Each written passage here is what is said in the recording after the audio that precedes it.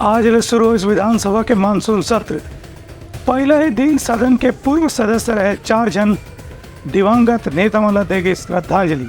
छत्तीसगढ़ विधानसभा में मानसून सत्र के पहला दिन आज मुख्यमंत्री विष्णुदेव साय, राजस्व मंत्री टंकराम वर्मा, वन मंत्री केदार कश्यप से विभाग से जुड़े प्रश्न के बारे में विपक्ष के सदस्य मन चर्चा करी।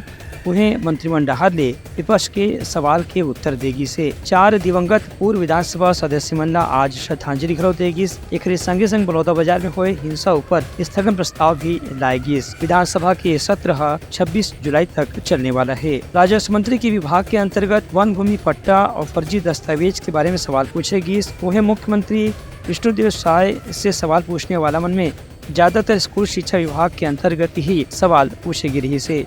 वन मंत्री केदार कश्यप के विभाग के संबंध में जगदलपुर में तेंदुपत्ता संग्राहक मंडला बीमा की राशि के बारे में सवाल करेगी।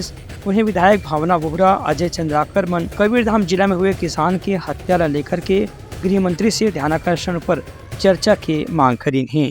ब्यूरो रिपोर्ट, उत्तलंघा न्यूज।